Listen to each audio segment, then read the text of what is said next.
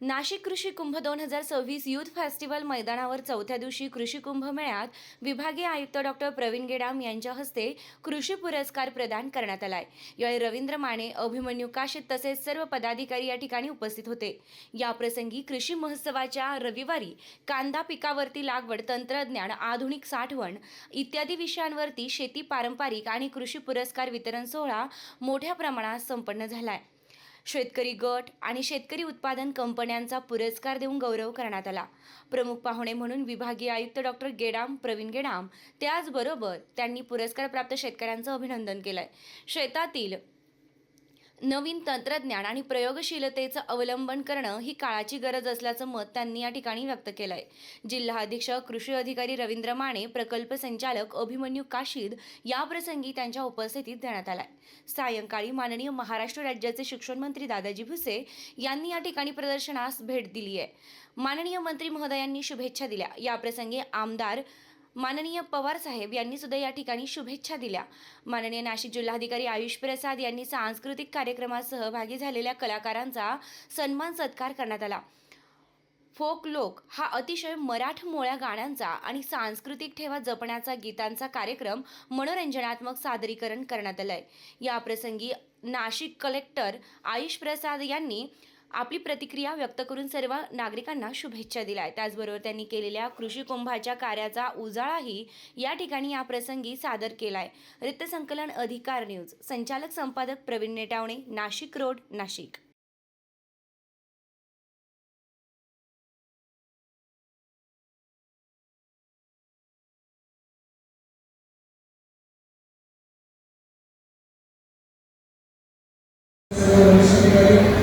सर्वप्रथम आणि सर्वात महत्त्वाचं म्हणजे आपल्या कृषी विभागाचे सर्व अधिकारी व कर्मचारी आणि या ठिकाणी उपस्थित असलेले सर्व शेतकरी बांधव आणि माझे सर्व शेतकरी बंधू सर्वांना खूप खूप आभार व्यक्त करतो की त्यांनी एवढं छान कृषी कुंभ या ठिकाणी बनवलं। या कृषी कुंभच्या कार्यक्रमामध्ये या कृषी कुंभच्या 4 दिवसाच्या कार्यक्रमामध्ये आपल्याकडे उपस्थित असलेल्या माहितीनुसार 3 लाखापेक्षा जास्त प्रेक्षक या कार्यक्रमासाठी आले।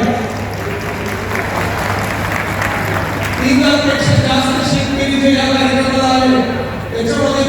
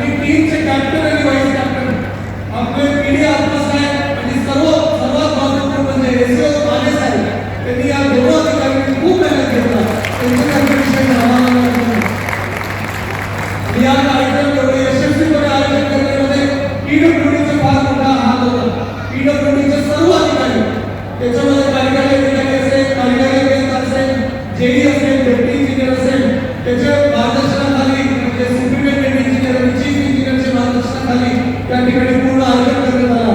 पीडब्ल्यूडी इलेक्ट्रिकल आणि पीडब्ल्यूडी सिव्हिल त्यांचा पण मी विशेष आभार मानतो.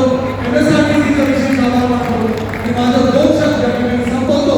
जय हिंद, जय आज इथं होणारी अशा प्रकारे भरगतच्या शेतकऱ्याला पूर्ण माहिती कशी भेटेल आणि महत्त्वाचं आम्ही डेमो याच्यामध्ये सुद्धा केले, लाईव्ह डेमो दाखवलेले, प्रात्यक्षिक असतील, कांदा चाळ असेल, तुमचं शेतकरी असेल, वेगवेगळे डेमो किंवा शेतकऱ्यांनी जे जुगाड केलेले ते जुगाडसुद्धा आम्ही आज इथे दाखवतो महाराष्ट्राचा पूर्ण माध्यमातून. आमचा उद्देश असा आहे की शेतकऱ्यांना पूर्ण माहिती द्यावी आणि आमचा आता 4 दिवसाचा अनुभव असा आहे की आज प्रचंड प्रतिसाद आज शेतकऱ्यांनी याच्यामध्ये दिलेला आहे. तरी शेतकऱ्यांनी अजून सुद्धा 1 दिवस आपल्याकडे शिल्लक तरी सर्वांनी आमच्या या कृषी महोत्सवाला भेट द्यावी अशी विनंती करतो. नमस्कार.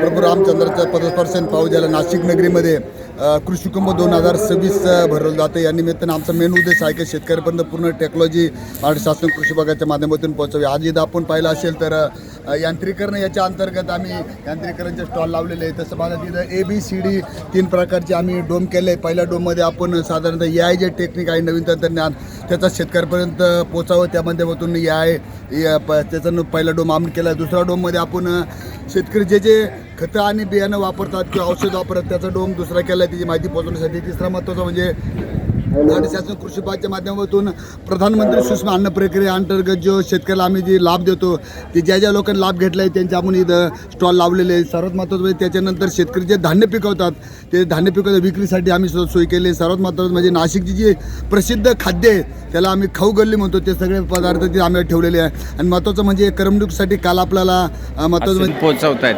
बोला.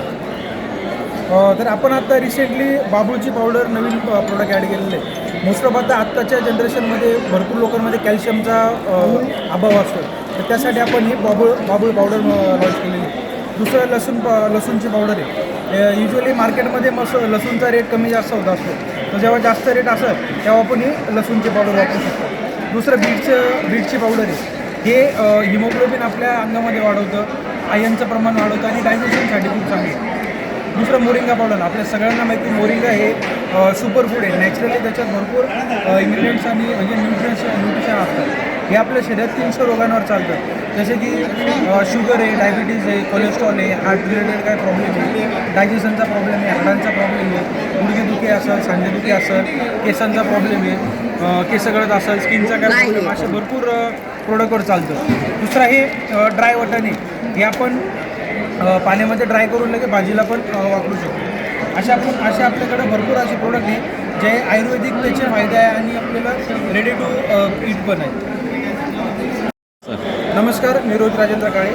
जर कोणाला डिएट्रिशियन या क्षेत्रामध्ये नवीन उद्योग सुरू करायचा असेल किंवा व्हाईट लेबलिंग त्यांच्या नावाने व्हाईट लेबल करायचं असेल किंवा बल्क सप्लाय पाहिजे असेल तर तुम्ही मला कॉन्टॅक्ट करू शकता. माझा नंबर आहे 8007387643. आपलं युनिट त्र्यंबक रोडला मैरवणी गावामध्ये आहे, संस्कृती हॉटेलच्या बॅक साईडला. धन्यवाद. मी रोहित राजेंद्र काळे, आरके एंटरप्राइजेसचं फाउंडर. तर बेसिकली आपण डिहायड्रेशनमध्ये काम करतो. त्यात आपण व्हेजिटेबल आणि फ्रूट्सचे डिहायड्रेशन आणि फ्लेक्स तयार करत असतो. फ्लेक्समधनं पावडर करतो. तर गेल्या 2 वर्षापासून आपण मॅन्युफॅक्चरिंगमध्ये आहे. तर या रिसेंटली 6 महिन्यापासून आपण काही नवीन गोष्टींमध्ये ॲडॉप्शन केलेलं आहे. जसं आपलं सोलरचं युनिट होतं तर त्याला हायब्रिड मोडमध्ये करून भरपूर असे डिहायड्रेशनचे प्रोडक्ट ॲड केलेले आहे. आधी आपल्याकडं जवळपास 50 प्रोडक्ट होते, त्याच्यात आपण आता 200 प्रोडक्ट ॲड केलेले. त्याच्यामध्ये मग व्हेजिटेबलच्या पावडर असतील, फ्लेक्स असतील, हर्ब्स असतील, आयुर्वेदिक काही जडीबुट्या असतील किंवा मग स्प्रे ड्राईड प्रोडक्ट पण आहेत, जसे मिल्क पावडर, चीज पावडर, दहीची पावडर वगैरे हे ॲड केलेले आहे.